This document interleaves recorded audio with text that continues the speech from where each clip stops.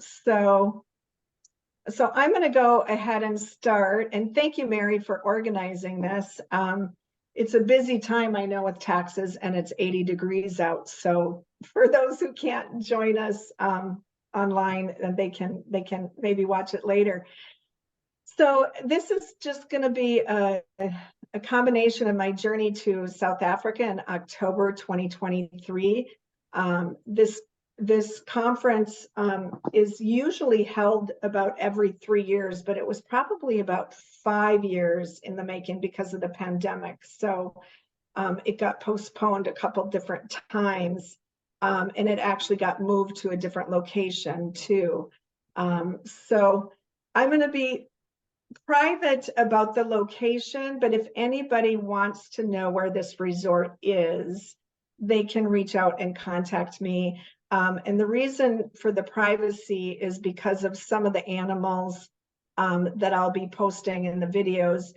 We were instructed, especially with regards to the white rhino that they have on the game refuge, that poachers, there's always a risk. So we were instructed to kind of not post on social media forums that, kind of go viral because they want to protect their privacy as well. But they did give authorization and want us to share how exciting it is. And I certainly will share the location of the resort, which was wonderful, if people are interested and reach out individually. So a little bit about, let me see if, a little bit about, before I do this, when I shared, I just got to check something. Oh, hi, Mary Jensen. The other Mary is here. I got to make sure that I'm sharing. Okay, there we go. Okay. For those of you who don't know me, I'm a psychology instructor at St. Cloud Tech Community College, part-time. I also have a clinical and consulting practice in St. Cloud. It is more consulting now. I am not taking new clients, so please don't send referrals my way. I have not been taking new clients for a few years now. I do much more consulting with other clinicians in my areas of expertise, and those are in the fields of trauma and in the fields of clinical hypnosis and, general psychology as well, certainly influences those areas of expertise. I do teach a psychology of trauma at St. Cloud Tech Community College, and it's been it's been a popular course that we started offering every semester rather than every other one. And probably most of the students that come to that class are really trying to figure out some things about themselves and about how trauma really impacts their life. So it's been very educational and rewarding for some of those students. So I'm the co-founder of what is called Ego State Therapy North America, and this is one of my passions. My hope is that at some point we will see ego state therapy mentioned specifically in it's been around for years. And it is just the overall therapeutic approach. When I teach therapists on it, they're like, they say they learn more in the foundations course of ego state therapy about how to do therapy than they do in all of graduate schools. So my hope is that eventually ego state therapy is specifically mentioned in the psychology textbooks, so it becomes more known. And I'll talk a little bit about that, why it's been kind of a hidden gem. So Ego State Therapy International has had an organization, and they are teaching and sharing, and it's spread, maybe because the original co-founder of Ego State Therapy was from Germany. And so there's a big following in Germany as well as in South Africa. And I just started about 10 years ago, a colleague and mine were starting to get ego state therapy started up and a passion reignited for it here in North America. That colleague of mine passed away during the pandemic, so I was the only one spearheading this project. So it's been a big undertaking, but it's growing, and it's moving in the right direction. So I am now the involved with Ego State Therapy International, and I'm the North America representative.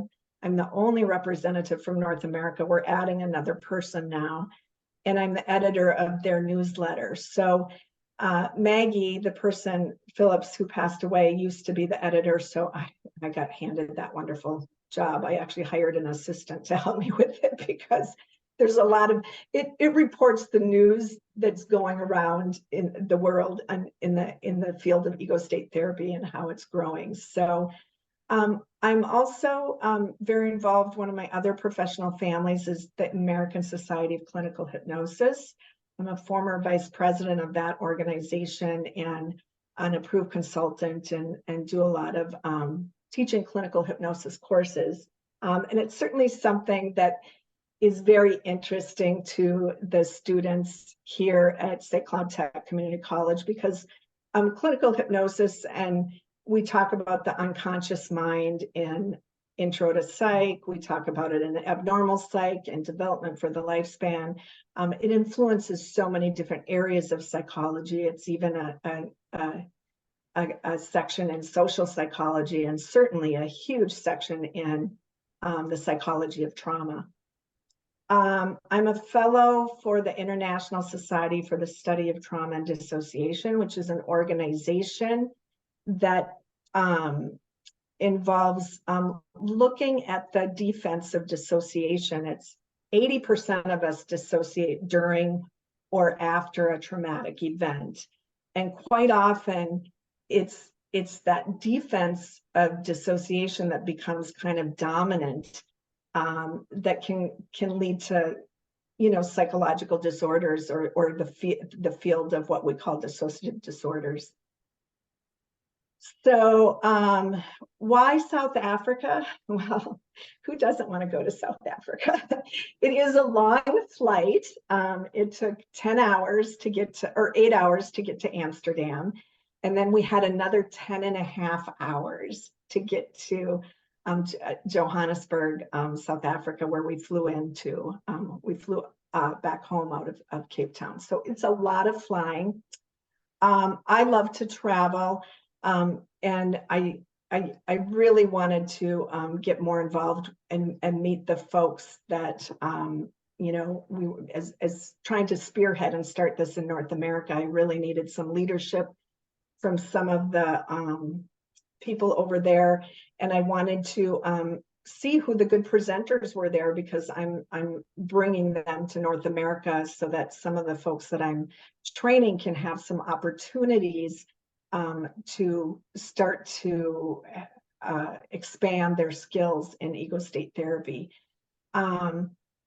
And for those of you who don't know what dissociative disorders are, that the most common dissociative disorder, and what most people hear about, is dissociative identity disorder. And that was formerly called multiple personality disorder. And it's portrayed a lot, not kindly, in the media. But it is much more subtle than that, and it is much more common. I can't tell you how many students I've worked with at St. Cloud Tech Community College that have dissociative identity disorder. And it's often missed by clinicians. It became a passion of mine when, back in the late 80s, early 90s, folks were kind of like, oh yeah, that's rare, you're not going to ever see it. It is as common as schizophrenia, if not more common. It also is, so that's about 1 out of every 100 people in the general population. Oh, I can't hear that. Is somebody asking a question? No. Okay. It was probably, so It's very common. 1 out of every 100 people have dissociative identity disorder, results out of trauma, really extensive trauma. And these are really, they can be very creative, incredibly successful students or people in the field. And they can also have incredible difficulties and be in and out of the hospital. So there's a whole wide range of functioning with those dissociative disorders. I incorporate a lot of clinical hypnosis in my practice. So given I wanted to go to the conference to learn from some of the international presenters, because I'm the one that teaches this type of therapy most often in North America. So besides my colleague that passed away, they also did and organized a memorial for her while we were there, and I was able to accept that she won an award from the organization. I was able to accept it, being the only North America representative there. So along with me, I was asked to do a plenary session, which is quite an honor, and I was very nervous, especially given I hadn't met these folks, but they're wonderful. So I participated in a plenary panel, and then I also presented a topic there. So I did participate in teaching the course that they offered, and as well as attended the course. And I also had my daughters come with me. My oldest daughter is a therapist, a new therapist. She was a Spanish education teacher. My youngest daughter is now, she was going to be a dentist. In her 3rd year of school, she started losing her vision. So she is legally blind. She still has a very, very small field left, and she can see with corrected lenses 20/20, but it's like looking through a straw. So we've been trying to give her as many visual experiences as she can. She's now has her master's and it works as a vision rehabilitation therapist. So she learned everything she needed to know for herself, and now teaches others up in Duluth independent living skills if they're blind or losing their vision. So it was an experience having her with, because it's the first time she traveled without her guide dog, and she relied on us for navigation. And it was the first time I was seeing her use her cane, because that was a source of contention with us for a while. And she rocks it, boy. She was she would lead us through the airport like there was no hint of any struggles. So so this will be the last, the only continent we have left to travel now is Antarctica. So that's kind of exciting. So what is ego state therapy? Ego state therapy is an approach where basically it's like doing family therapy, but within a single individual. So this is Helen Watkins, who is one of the co-founders. It's a psychodynamic approach where techniques of group and family therapy are employed to resolve internal conflicts within the self. So it's like working with the family. If you think about it like this, if you worked, you know, a therapist who works with a family, like if they're working with teenagers and parents, you have to be very careful with the language you use. You can't alienate the teens and you can't alienate the parents. And you kind of have to be this really neutral mediator, because both sides are important. And those are the principles that outline ego state therapy, that all the parts of self are important, even the parts of us that are the most challenging or difficult to deal with. There's a reason why those states of self are the way they are. So it is a type of therapy based on that we all have multiplicity within the self. It started and kind of came to be, and this is how I came about it too, in my early years of practice. I was working with people with, then it was multiple personality disorder. And I started realizing, God, how cool the applications were, and that they really worked with other people too, because we all talk in parts. Like yeah, part of me wants to be outside because it's 80 degrees out, and a part of me wants to, learn about South Africa. We all have different parts. So it's a therapeutic approach that we use to work with the inner voices that we have and resolve conflicts within the self. And, whether you experience those inner voices as voices or whether you experience them as a nudging, a body sensation, a general anxiety that you don't know where it comes from, we're not always conscious of what influences our decisions, our emotions, and that's where the role of hypnosis comes in. 20% of people hear their voices, and most of those folks are not crazy, and there's all kinds of things on the social media and ways to kind of respect the voices within and how we learn and work with our voices, and a lot of those strategies and techniques are based on ego state theory. It was a commonly used approach and still is for the treatment of trauma, especially dissociative identity disorder. One of the things that has happened in the field, and I feel really excited about, that there's international guidelines, the International Society of the Treatment for ISSTD, International Society for the Study of Trauma and Dissociation. They print out guidelines, international guidelines that are written by professionals in the field on how to, and they're available for therapists, clinicians, psychiatrists, anybody to learn. I tell my clients about them. I tell my students about them because you really need a treatment that follows those guidelines, and not a lot of people are trained with that kind of treatment approach. One of my other colleagues, Sandra Paulson, and I were asked to write the section. So in the next published guidelines, they haven't been published since 2011. They haven't been revised with the new science we have, with things we're learning about the brain.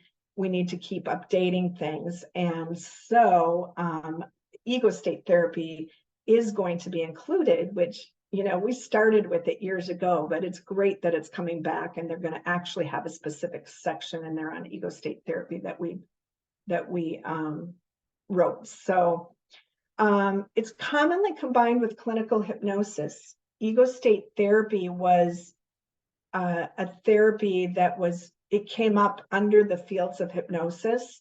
And that's why it was a hidden gem that not a lot of people knew about, because it was always taught in the hypnosis societies. And if you didn't know about hypnosis, then you didn't know about ego state theory and therapy. It was co-founded by John and Helen Watkins, and I'll talk a little bit about who they are.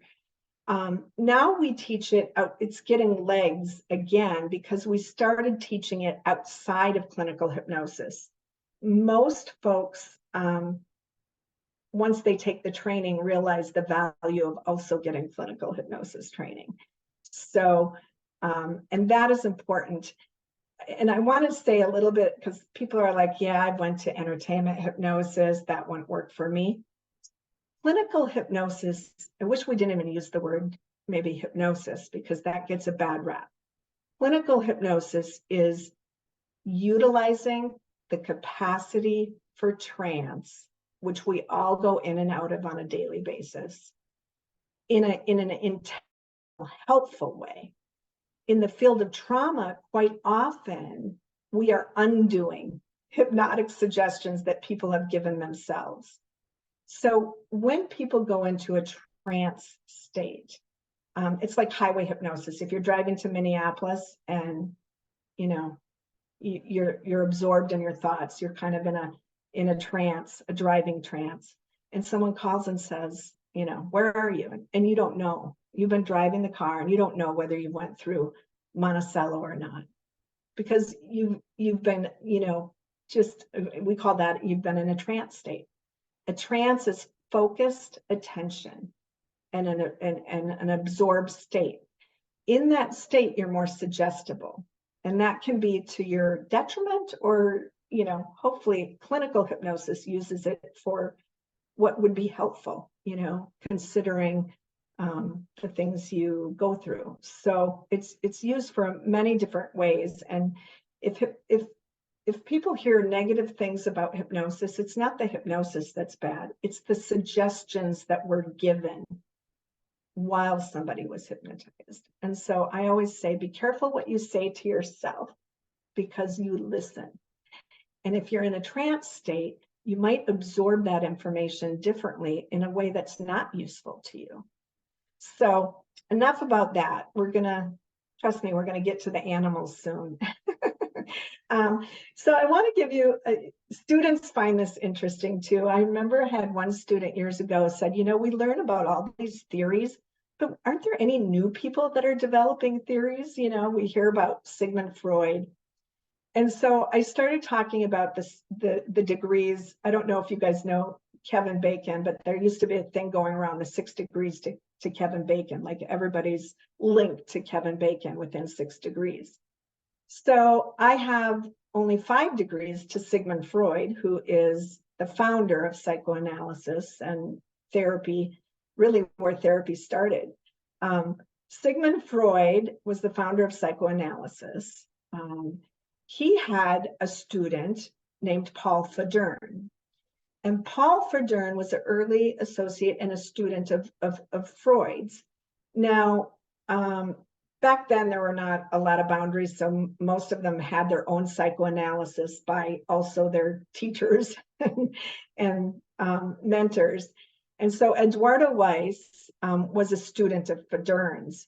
And Federn really set the theory in motion, but he never really went anywhere with it. And Eduardo Weiss started putting together his papers. John Watkins and Helen Watkins are the co-founders of ego state therapy. John had his own therapy, his personal psychoanalysis by Eduardo Weiss. And at the University of Montana, John and Helen started forming what we now know as ego state therapy. And it was taught under the hypnosis societies. And later, I remember when I first went there, I'm like, oh my gosh, this is what I'm seeing in my practice. There are many of us that are now experts that feel like we created it or feel like we fell into it.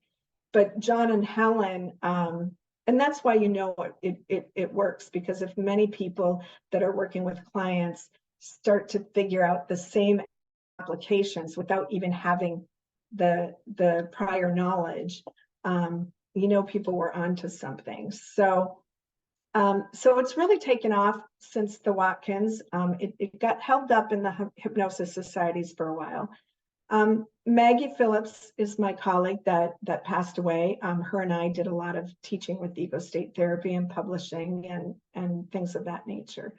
So, and that's me with John in the corner. I remember he came to organizations and conferences until he was 92. He lived till he was 98. Passed away, I think, back in maybe 2012. But I remember dancing with him, and I thought I might be known as the person who, steps on his feet or breaks an ankle. He could dance really well, so it was the other way around. If you've heard of John Watkins before and you have nothing to do with the field of psychology, he became kind of infamous, if you will, with the Hillside Strangler case. That has received new legs because now there's a new documentary out on Peacock, I believe, called The Devil in Disguise, about Kenneth Bianchi. There's been many documentaries, many controversies over this case because my colleague, John Watkins, and mentor, was called in as a forensic expert. And so he spent a lot of time with Kenneth Bianchi, going over and accessing the ego state, or the part of the self that had the memories of where the bodies were. And so it became a big controversy whether he had multiple personalities or not. Some people didn't believe it. Other people believed it. And John Watkins still believed it. It's quite common that people will recant even if they have it, they recant. And Kenneth Bianchi has done that. My personal opinion, one of my previous majors, I was a double major for a while, and it was criminal justice. And so this case intrigues me.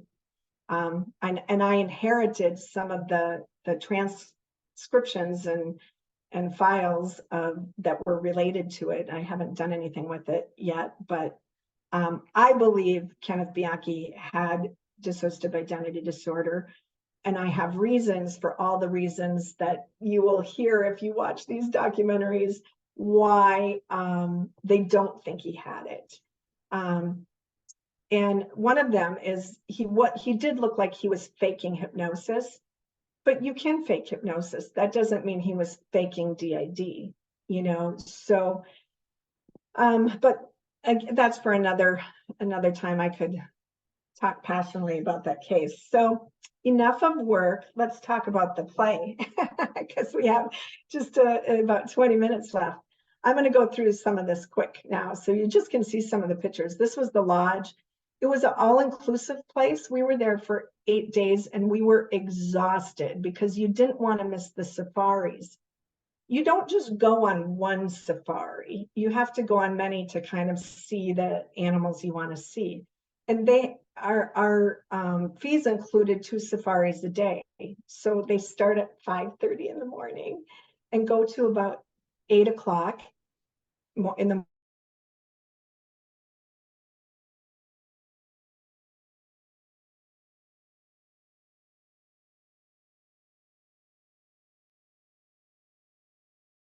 It's okay. Wendy warned me there may be a small pause in her internet connection. So if you want to tell us the last minute or so again, that would be great. Thank you. Okay, great. Can you hear me now? Am I back? Yes. Okay. So yeah, the safaris are about 2.5 hours long. And depending on the day and what's going on, and they have them in the morning and the evening. So you'd start at 5:30 in the morning, and then the evening ones would start at 5:30 in the evening. And I missed 2 in the morning to sleep because we were so exhausted. But you'd think you'd get tired of them, but you really don't. This is the deer right outside. Literally, I was presenting. Deer walk right by the window. So that was an experience. There was a deer at the pool, monkeys. The resort is gated and protected from where the wild animals are. So they couldn't come into where we were at. Our welcome, we drove through the beautiful just saranda trees. I'm not sure how to pronounce that, but they were a lot in Pretoria. We had about a 4 to 6 hour bus ride from Johannesburg. I think it was supposed to be 4 hours, but it took us about 6 because our driver didn't know where he was going. And we got there, we went on a brief safari and then had a late dinner. And they had, that was where we had the presentation where I accepted the award on Maggie Phillips' behalf. And they had a lively welcome for the country. We had 17 different countries represented. I was the only person from North America in attendance. So I felt quite honored to participate. We had people from English. I was invited to speak in Japan a few summers ago. And there was somebody from Japan that had asked me a lot about ego state therapy. So it was cool to see how worldwide. We are training people in Iran. We had 2 people from Iran. There were people from Sweden, Norway, Poland, Germany, Switzerland, South Africa, Australia. They had some fun things, drums to start out.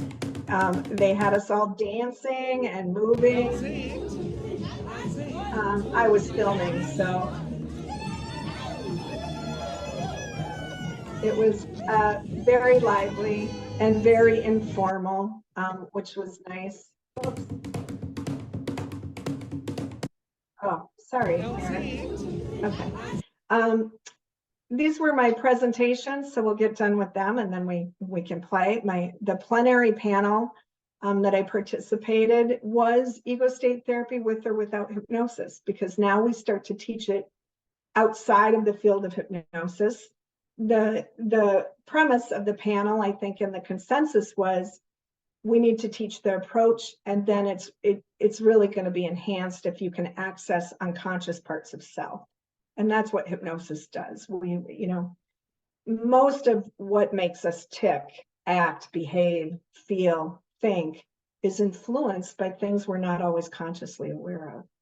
And so I don't know how I would do anything in the field of psychology without having an understanding of the powers of the unconscious mind, not only in figuring out what's wrong with folks, but utilizing the unconscious to facilitate symptoms and growth and solutions. So my other presentation was on ego state therapy for repairing developmental repair, which is a term we use in therapy for the kids who didn't get the things, the kids who didn't get and they have parts of them stuck because they didn't get through developmental milestones that we learn in like developmental psychology. So they were either horrendously abused or neglected. And so there's a lot of different strategies, ego state therapy strategies that we bring to help facilitate that. You guys are probably learning that therapy is not just about talking. That can be supportive and helpful, but we really are doing things to change the brain. So safari time. Thanks for your patience. Now it's time to hunt for the big five. The big five are the African lions, the leopards, the rhinoceros, the elephants, and the Cape buffalo or African buffalo. There were many more of the buffalo. They were easier to find. We had a lot of jet lag, but my daughters were in a connecting room to my room. And so that was a text, my oldest daughter, "Are you awake over there?" I'm like, "Yep, I'm just scrolling Facebook. I can't sleep." And we're like safari. So this was like 4 a.m. and I invited her on over. This was Andrew, our primary and very entertaining and determined guide. Mostly just go, but because of Kelly's visual impairment, we had the same guide.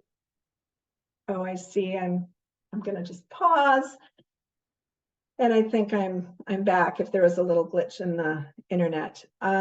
But we had the same guide and he was really excellent on helping, 12 o'clock, Kelly, can you see it there? And he would stop the vehicle so she could have long enough to spot the animals, because otherwise if we'd be going in the vehicle, or they'd be running, it takes a while for her to find the location. And he was great at direction. We were too excited. We'd be like, "Oh my gosh, look at the giraffes." And he'd be like, "Kelly, 12 o'clock, or now there's another one, 2 o'clock. And he's the helpful.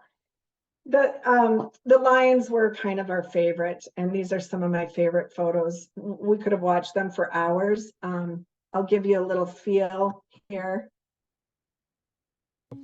This one was always curious with the vehicles, and then this one has always been scared of the vehicles in a sense. Something's biting him on the bum. So then it's the 2 females, and then it's the big male, and then the little cub. Not little anymore, but the cubs. Oh my god. Maybe there's ants there, I don't know. As long as... Wow, look at you. Oh my No, god, no, no, he's no, no, no. beautiful. Don't go on grass. So yeah, you'll hear our awe and wonder, and you might hear me swear when we watch the shark diving. That I was a little more nervous about. This one was always let's go. curious with the vehicles. And here the lions also play hide and go seek. This is a cute video. Whoops, watching the cubs play. Don't put your window down like an idiot. God bless you. Are you okay? You're Yes. sneezing. Yeah. Still fighting against the world.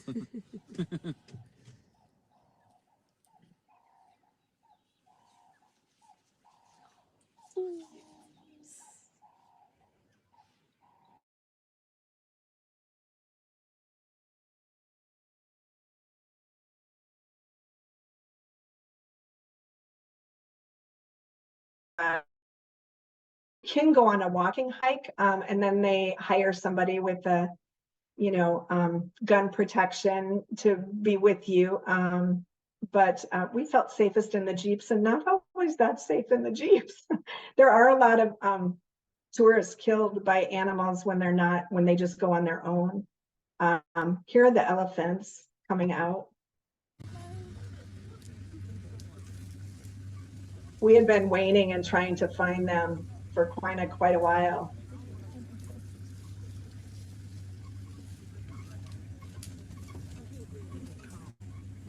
You'll notice, if you watch, we were told be very still, and watch what there was someone in our Jeep didn't listen, and she waved at one of the lions or at the elephants. Watch what happens when, right after she waves.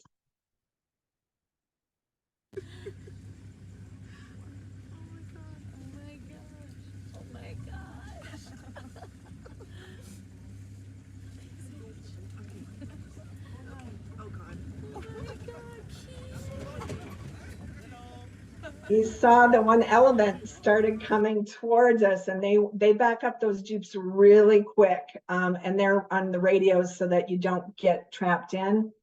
Another thing I didn't know elephants do is the dust baths to keep themselves cool. And so we saw some elephants giving themselves dust baths. That's why they go those wrinkles there to keep in the dust and the mud. You'll watch the puff of.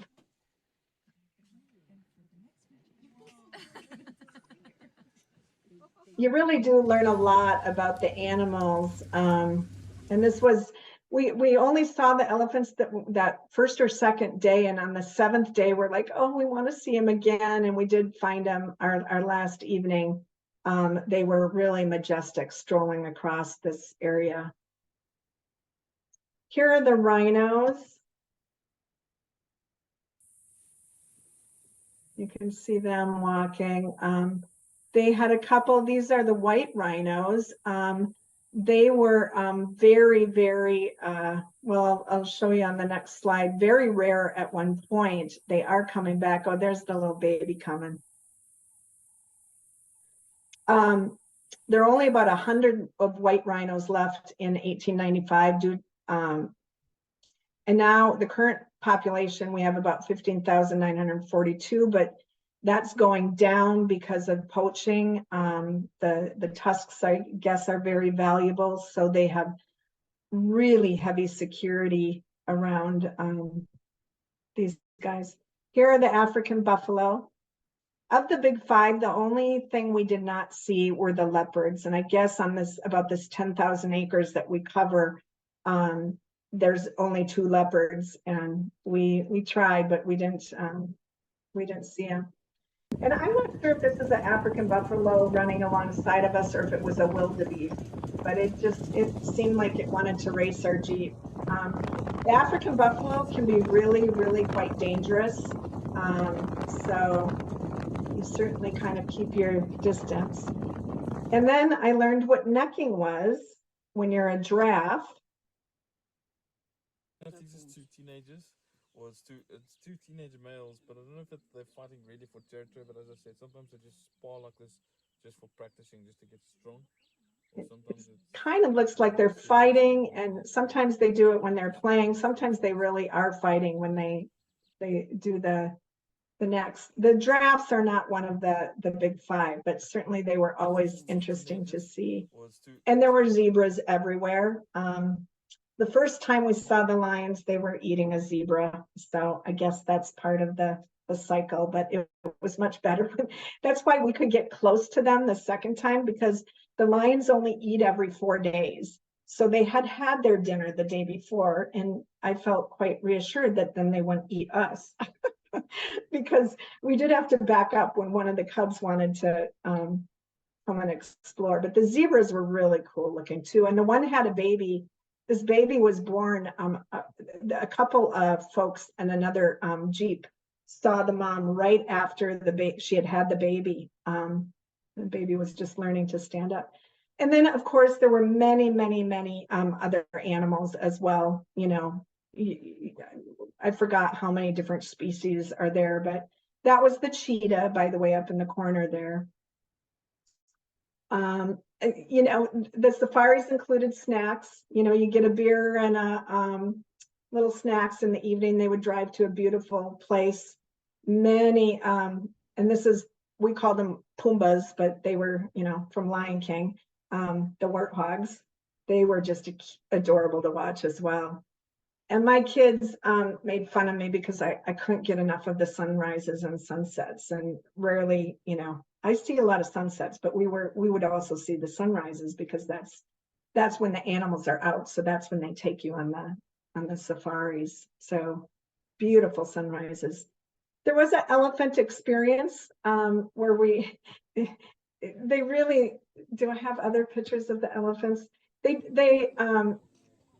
This is a private thing, and they buy these animals to really save them.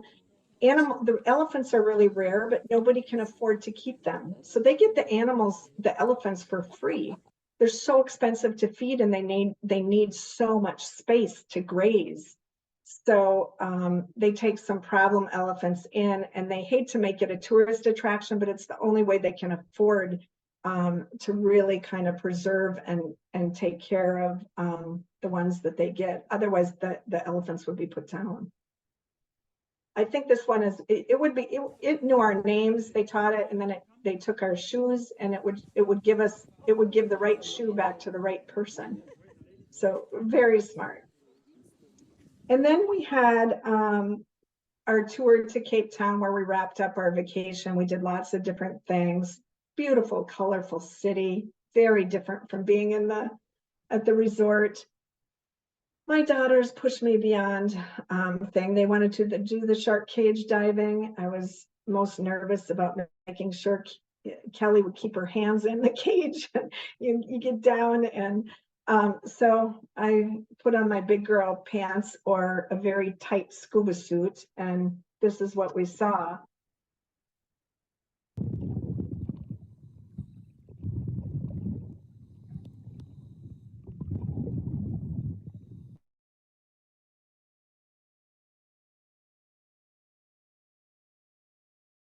Against the cage. I was most nervous.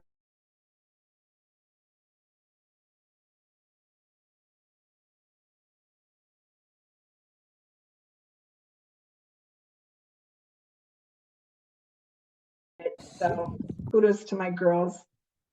You got to watch these little penguins over on the corner here, the three in the water.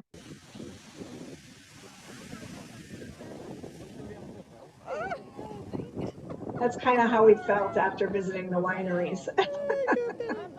And there are many wineries too. This is the most southern point.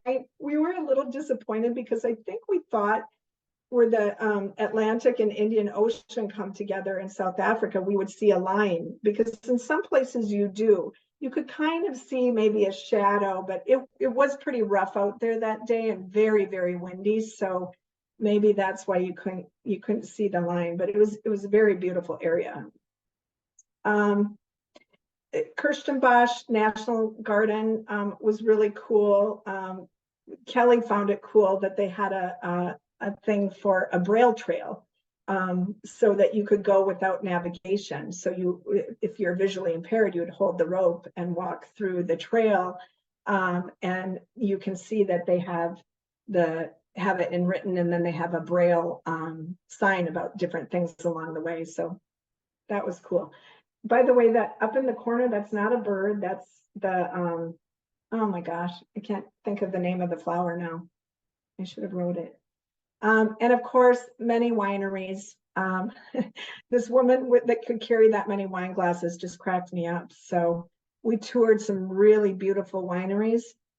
it looks like we didn't have as much wine as this goat looks like he had in the bottom corner, but that goat is like climbs up and it's a live goat, but it really looked like it had maybe got into the wine. I don't know. So, and just to wrap up, as a result of this trip, I have secured Walterman Hartman, who has an ego state therapy course with grief that I'm marketing to a number of therapists here in the US. He's going to teach that in October. Sylvia Zanata, who's very big in ego state therapy in Switzerland and Germany, is going to teach a course for our ego state therapy North America. I was asked to teach a 2-day course on treating dissociative identity disorder in Switzerland and possibly Germany in September 2024. So I'm excited about that. And then I've also been asked to write a chapter for a book on the grandchildren of Milton Erickson. He's considered the grandfather of clinical hypnosis, and that book will be published in German, but the hope is that it will eventually be published in English as well. So we get to write it, and I don't know German. We're writing it in English, and it will be translated into German. And then I'm trying to get Sylvia Zanata's book, helping her to get her book that is written in German published in English. And so I was asked to write a book review proposal for that, and we're hoping that will happen. So I didn't post a picture, but there were some really cool, exciting things with all the people that we met from all over different countries. And they wrapped up the conference and course with the South African anthem, and they had all the guides, the safari guides, come and sit in with us. And so it was really a wonderful, wonderful experience. Well, this does sound really great. Wendy, thank you so much for sharing this with us today.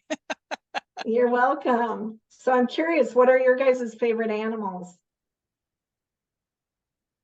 Of your safari or in general? Yeah, of the safari. I think your shark diving looked really interesting. I've always wanted to try.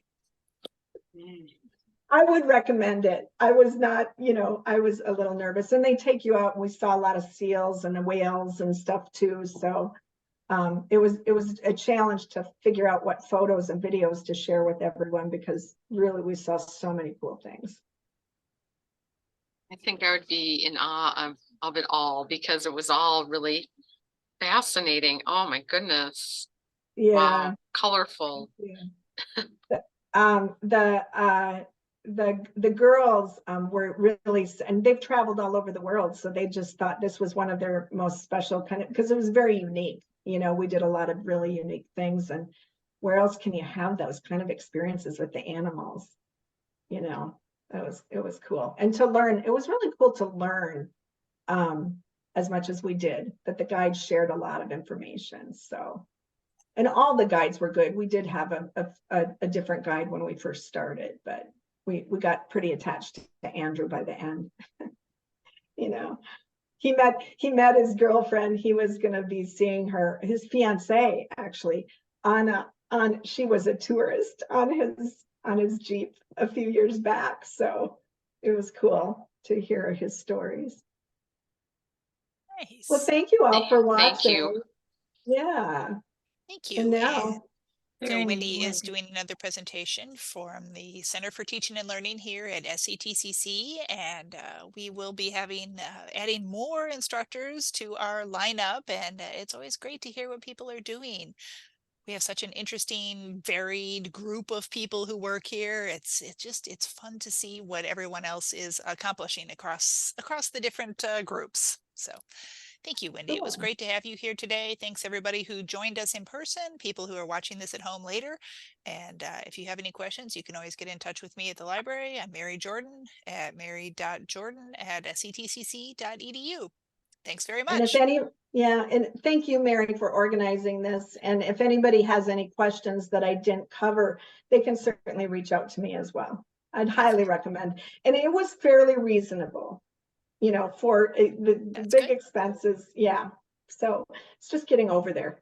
It's always the problem. Yeah.